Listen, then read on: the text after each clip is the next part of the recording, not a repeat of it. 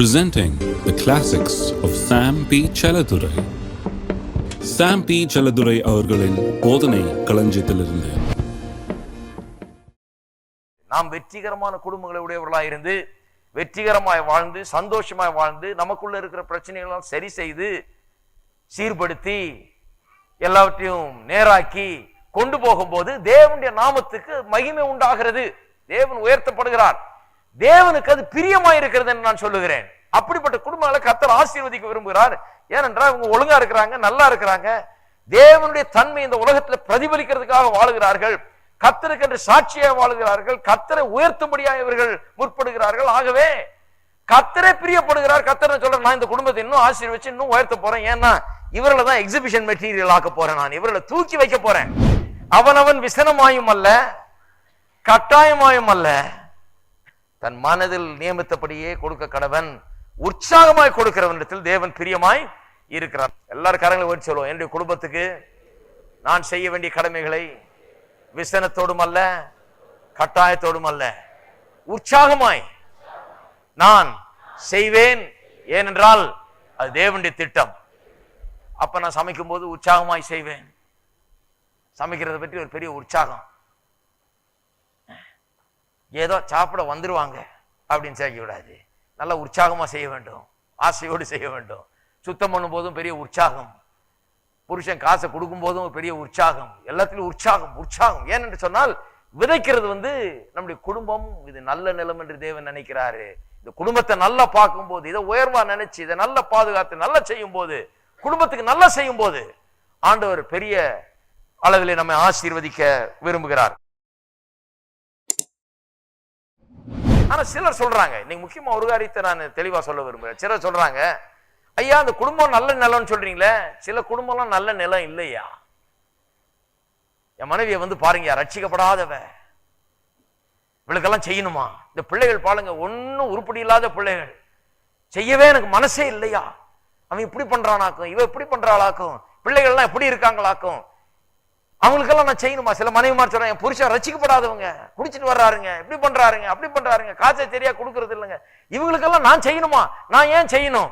இவரெல்லாம் நல்ல நிலமே கிடையாது, நான் எதுக்கு விதைக்கணும்? இதுல விதைச்ச ஒன்றும் வரப்போறது இல்லை, இந்த நிலம் நல்ல நிலம் இல்லை என்று சொல்லுகிறார்கள். நான் சொல்லுகிறேன், நல்ல நிலம் இல்லாமற் போனாலும் வறண்ட நிலமாயும் வனாந்திரமாயும் இருந்தாலும் கூட அதை செழிப்பான பச்சை பசேர்னு நல்ல நிலமாய் மாற்றக்கூடிய சில காரியங்களை வேதவசனம் சொல்லுகிறது. அதை இன்றைக்கு வாசிப்போம்.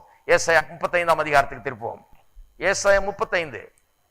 நல்ல நிலம் இல்லைன்றவங்களுக்கு சொல்றேன், என் குடும்பம் நல்ல நிலம் இல்லையா, இவங்களுக்கெல்லாம் செஞ்சு பிரயோஜனம் இல்லை, ஒழுங்கான ஆட்கள் கிடையாது, இவங்கெல்லாம் காசை விரயம் பண்றவங்க, இவங்கெல்லாம் நன்றி இல்லாதவங்க, அப்படி இப்படிலாம் சில குறைகள் வச்சிருக்காங்க குடும்பத்தின் பேர்ல. அவர்களுக்கு சொல்லுகிறேன், 35வது அதிகாரம் 1ஆம் வசனம் முதல், வனாந்திரமும் வறண்ட நிலமும் மகிழ்ந்து கழுவெளி கழித்து புஷ்பத்தை போல செழிக்கும், அது மிகுதியாய் செழித்து பூரித்து ஆனந்த களிப்புடன் பாடும். லீபனோனின் மகிமையும் கர்மேல் சாரோன் என்பவர்களின் அலங்காரமும் அதற்கு அளிக்கப்படும். அவர்கள் கர்த்தருடைய மகிமையும் தமது தேவனுடைய மகத்துவத்தையும் காண்பார்கள். தளர்ந்த கைகளை திடப்படுத்தி தள்ளாடுகிற முழங்கால்களை பலப்படுத்துங்கள். மனம் பதறுகளை பார்த்து நீங்கள் பயப்படாதிருங்கள், திடன் கொள்ளுங்கள். இதோ உங்கள் தேவன் நீதியை சரிகட்டவும் உங்கள் தேவன் பதிலளிக்கும் வருவார். அவர் உங்களை ரட்சிப்பார் என்று சொல்லுங்கள். அப்பொழுது குருடரின் கண்கள் திறக்கப்பட்டு செவிடன் செவிகள் திறவுண்டு போம். அப்பொழுது முடவன் மானை போல் குதிப்பான், ஊமையின் நாவும் கம்பீரிக்கும். வனாந்தரத்திலே தண்ணீர்களும் கடுவெளியிலே ஆறுகளும் பாய்ந்தோடும். வெட்டாந்தரை தண்ணீர் தடாகமாகும், வறண்ட நிலம் நீரூற்றுகளமாகும். இருக்கீங்களா? 1ஆம் வசனம், அப்புறம் 6ஆம் வசனத்தின் பிற்பகுதி, 7ஆம் வசனத்தின் முதற் பகுதி எல்லாம் கொஞ்சம் கவனிக்கணும். 1ஆம் வசனம் வனாந்திர வறண்ட நிலம், அது கூட மகிழ்ந்து கழித்து புஷ்பத்தை போல செழிக்கும் என்று சொல்லப்பட்டிருக்கிறது. 7ஆம் வசனம் சொல்லுகிறது, வெட்டாந்தரை தண்ணீர் தடாகமும் வறண்ட நிலம் நீரூற்றுகளுமாய் மாறும். நான் கேட்கிறேன், வனாந்திரம் வறண்ட நிலம் எப்படி செழிக்கும்? எப்படி கழித்து புஷ்பத்தை போல எப்படி செழிக்கும்? எப்படி செழிக்கும் என்று சொன்னால் அதுக்கு பதில் தான் 6ஆம் வசனத்திலே 7ஆம் வசனத்தில் கொடுக்கப்பட்டிருக்கிறது. வனாந்திரத்திலே தண்ணீர்களும் கடுவெளியிலே ஆறுகளும் பாய்ந்தோடும் என்று சொல்லப்பட்டிருக்கிறது. அப்பதான் வெட்டாந்தரை தண்ணீர் தடாகமாக, வறண்ட நிலம் நீரூற்றுகளாக மாறுமாம். அப்ப வறண்ட நிலம் வனாந்தரம் செழிக்க வேண்டும் என்றால், பச்சை பசேர்ந்து மாற வேண்டும் என்றால், நல்ல ஃபெர்டைல் லேண்டாக கனி தரும் இடமாக வறண்ட வனாந்திர நிலம் மாற வேண்டும் என்றால் என்ன பண்ண வேண்டும்? அந்த நிலத்தை கொஞ்சம் பண்படுத்த வேண்டும். கவனிங்க, என் குடும்பம் நல்ல நிலம் இல்லைன்னு சொல்றவங்களுக்கு சொல்றேன், நிலத்தை பண்படுத்துவது எப்படி என்று வேதம் போதிக்கிறது. வனாந்திர நிலம், வறண்ட நிலத்தை கூட செழிக்கக்கூடிய ஒரு நிலமாக மாற்றக்கூடிய ஒரு வேலை ஒன்று இருக்குது. அதை நாம் செய்ய முடியும், ஒவ்வொருவரும் செய்ய முடியும். எப்படி செய்யறது? இந்த வனாந்திர நிலம் எப்படி செழிக்குது, எப்படி நல்ல நிலமாய் மாறுகிறது என்று சொன்னால், தண்ணீர்களும் ஆறுகளும் அங்கே ஓட வைக்கப்படுகிறது. தண்ணீர் ஆறுகள் ஒரு வனாந்திரத்தில் ஓட வைக்கப்பட்டால் அங்க ஒரு பெரிய அற்புதமே நடக்கும். இதுக்கு பல உதாரணங்கள் இன்றைக்கு பூமியில உண்டு. இஸ்ரவேல் தேசத்தை எடுத்துக்கொள்ளுங்கள். இஸ்ரவேல் தேசத்துல அங்கே ஜோர்டன் ரிவர் வேலி என்று அதன் மேற்கு பகுதியிலே பெரிய வனாந்திர நிலமா, யூதேயா வனாந்திரம் என்று அழைக்கப்படுகிற அந்த வனாந்திர நிலம் அப்படியே வெட்டாந்தரையா, ஒரு மிருகம் கூட அங்க வாழ முடியாது. ஏன்னா ஒன்னும் வளராது, அங்க ஒன்னும் சாப்பிட்றதுக்கு ஒன்றும் இல்லை. அப்படிப்பட்ட ஒரு வறண்ட வனாந்திர நிலமாம் அது.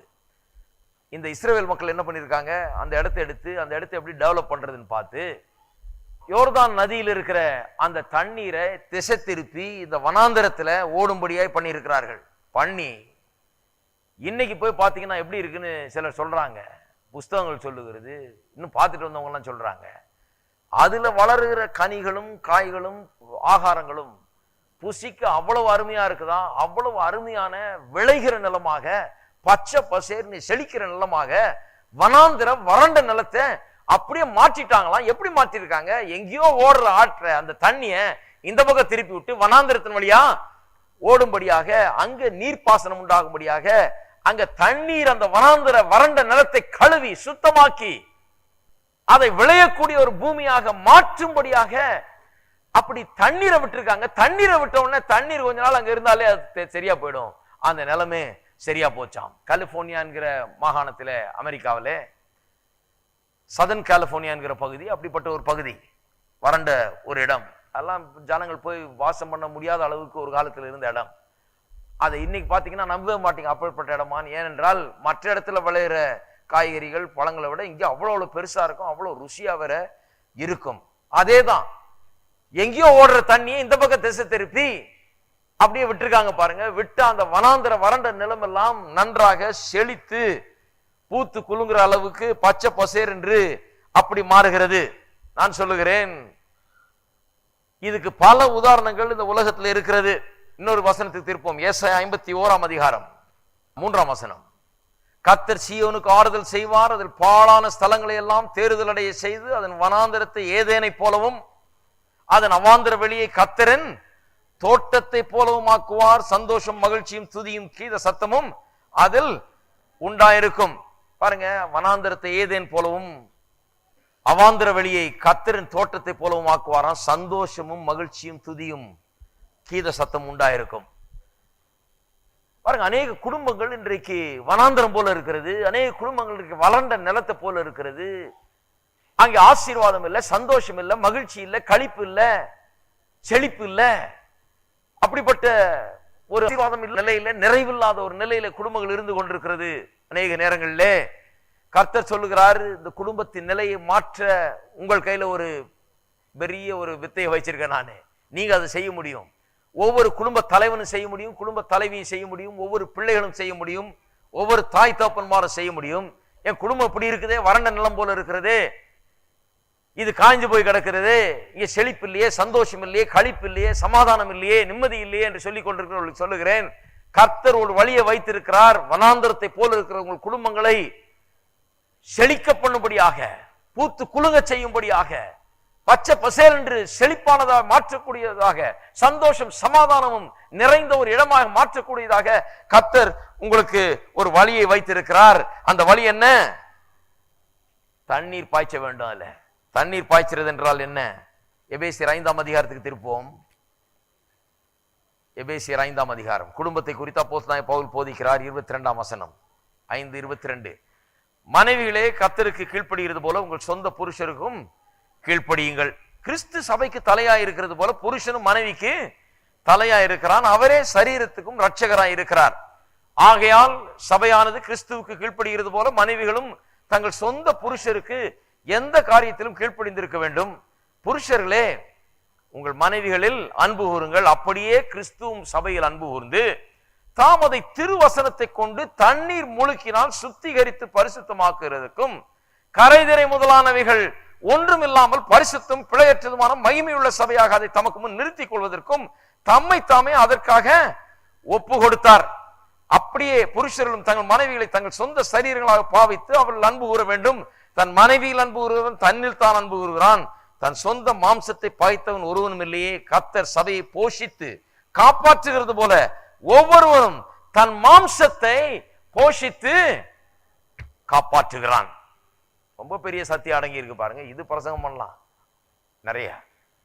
ஆனா சுருக்கமா சொல்றேன் பாருங்க. என்ன சொல்றது? நீங்க என்ன சொல்லி இருக்கிறது?